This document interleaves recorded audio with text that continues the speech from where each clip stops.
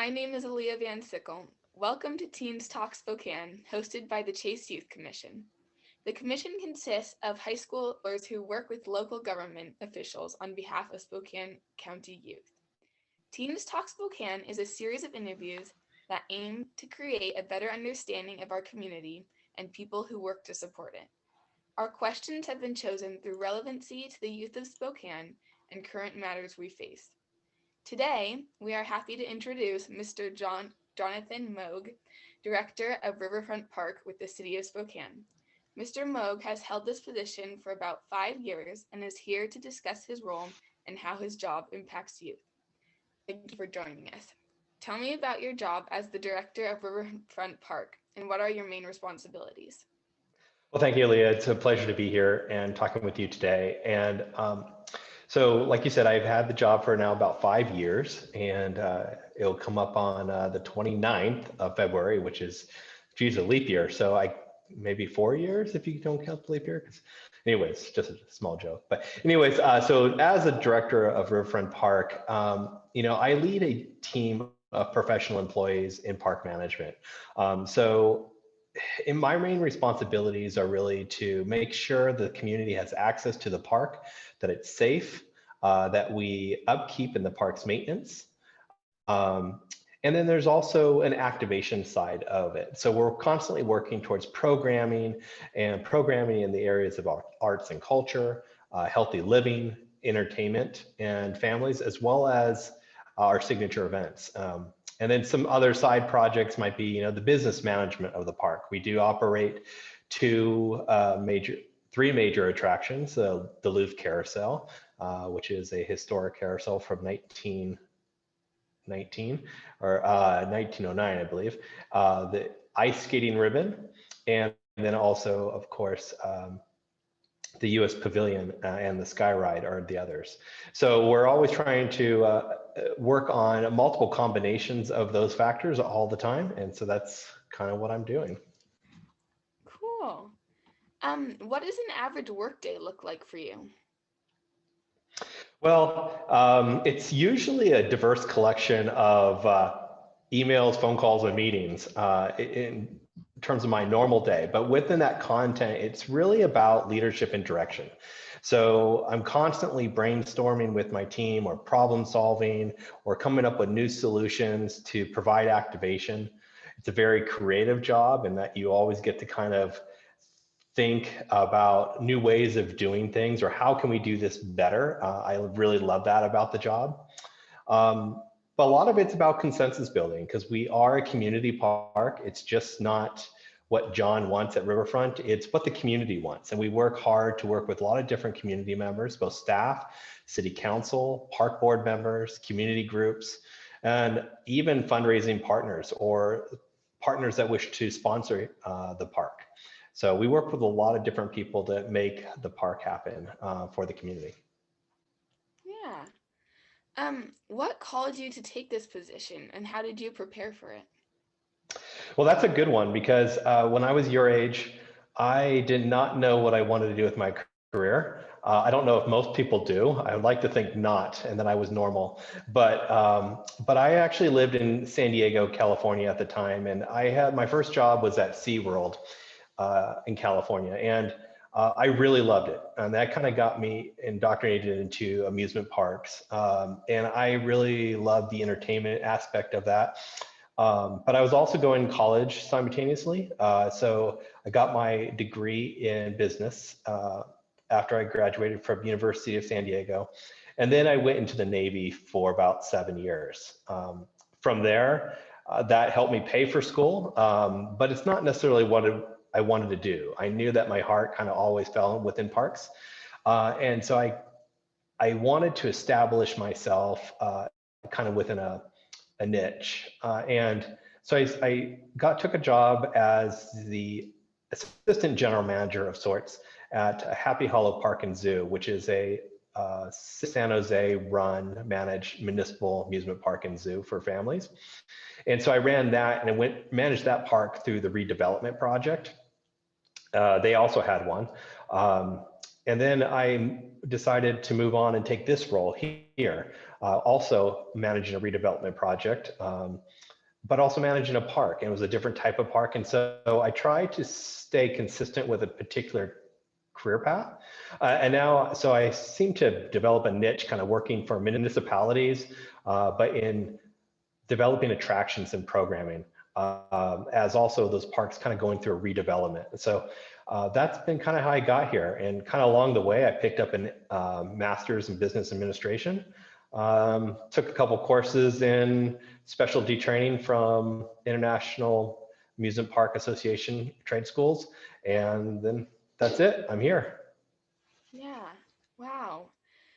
So you were talking about the redevelopment of Riverfront Park, and of course there's been tremendous progress. Is there any other improvements or attractions we can expect in 2021?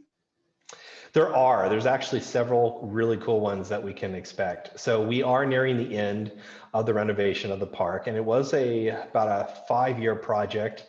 And we promised the public 5 major attractions.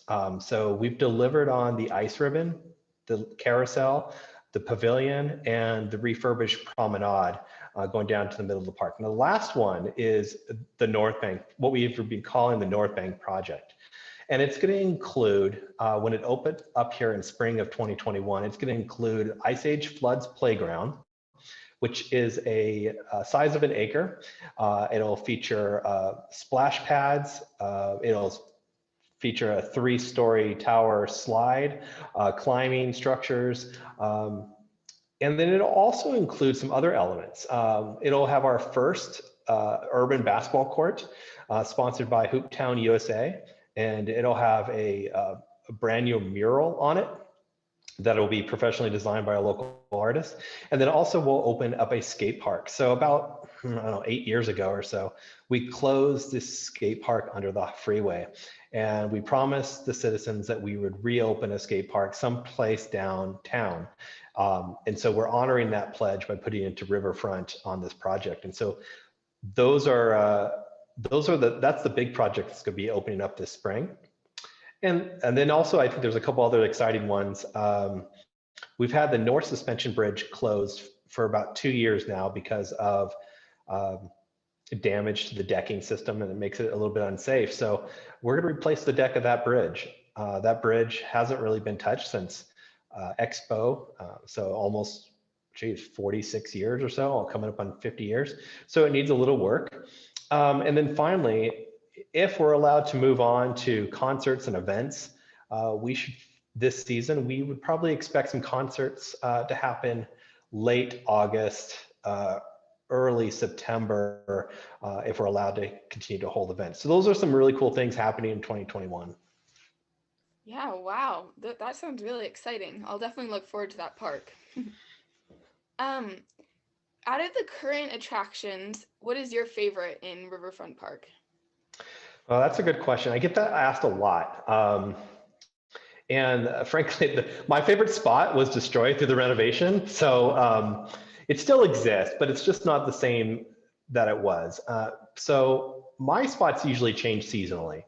I like during like March and April, I really love the South Suspension Bridge.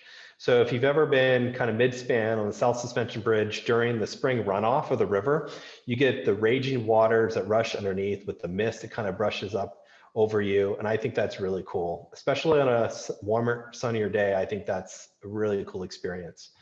The new one I'm finding now is the elevated experience in the US Pavilion, especially during the 4th of July fireworks.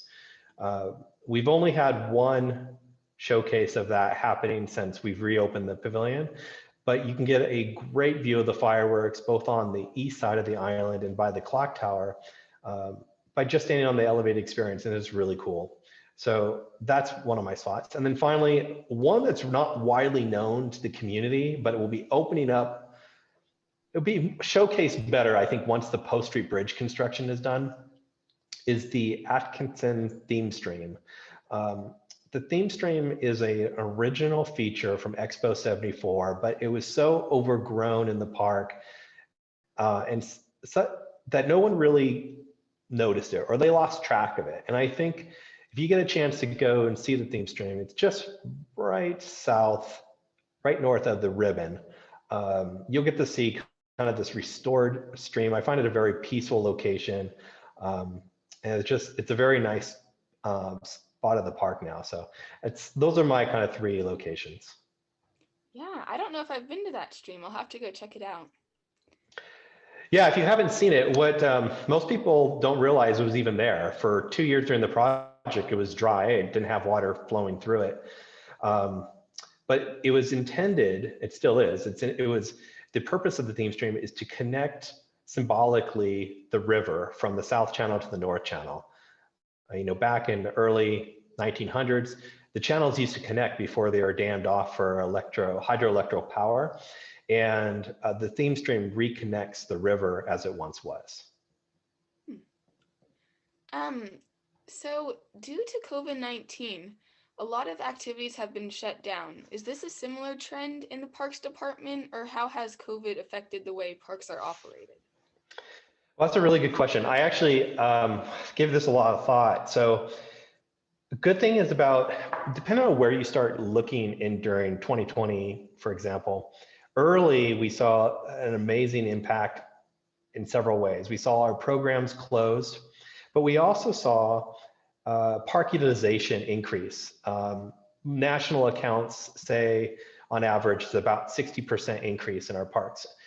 Really because, all other entertainment options just kind of dried up. And so people looking for things to do had to get outside, and they turned to their local parks, their neighborhood parks, their urban parks. So Riverfront Park certainly saw an increase in utilization just from visitations. But our recreation programs, unfortunately, we had to close our aquatics program last year. And so we didn't open our pools at all. And likewise, we didn't open up any sort of indoor classes or indoor programming last year.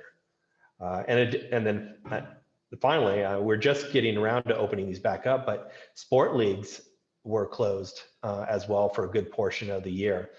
So you didn't see softball or types of sporting events on fields during the early days of COVID. So that impacted Parks and Rec quite a bit. How it, I think, really impacts teens is, we hire teens for these programs, and we hire them on an annual basis, and we hire quite a few of them, and we were not able to hire any extra staff this year because of all these closures. And so that meant that full-time staff, myself included, had to really chip in and do jobs that we normally wouldn't have done. So I would be out there, for example, pulling weeds 1 day a week through the spring and summer last year, just to keep the park clean and safe and looking good. And I'm not alone. All my staff did the same thing, and all the way up to the Parks and Recreation Director, who was out there mowing grass on a lawnmower. So these are things that we all had to do to kind of chip in through COVID. It's had a huge impact on us so that we can continue to operate the parks responsibly and be fiscally minded, so that we're not costing the taxpayers any more money, and that they still provide a service to the community. Yeah. So you were mentioning some programs that you had for teens, or job options. On a normal year, what would that look like? Well, on a normal year, like for 2020 for teens, we definitely had a safe open space, right? You could come down, you could check out the park, you could walk. My daughter is 17. She started coming down to the park with her boyfriend just to be able to have the opportunity to do something that wasn't at home, right? And just get out. The ice ribbon is certainly one of those options, but that opened late 2020, and it'll close at February 28th. Coming this next year, we're looking at a couple things. We're doing a new program called Roller Glow. We're hoping to have a glow-in-the-dark roller skating experience at night under the pavilion. So that's going to be something that we're looking at doing, and I think it's going to be cool, and we'll have to see how that works out. Of course, that'll be at least a phase 2 type of experience based on where we are with state guidelines. But that's one thing that we're planning. course, concerts in the pavilion, if we're able to do that, late August, early September would be an option. And then we'll continue to have the skate ribbon open throughout the year as well. Not that the carousel is huge with the teen population, but the carousel we hope will be open here in phase 2 as well. And so that would be something else. Yeah. Wow, that skating sounds really fun. Is there any way for youth to provide input?